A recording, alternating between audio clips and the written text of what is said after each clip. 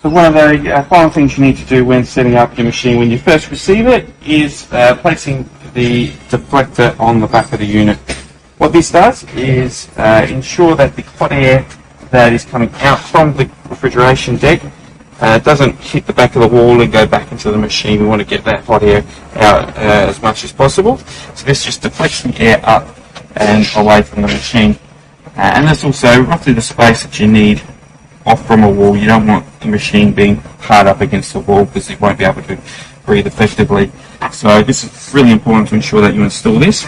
It's quite easy to do. You just need to loosen the bottom 4 screws slightly. So 2 on this side and 2 on the other side.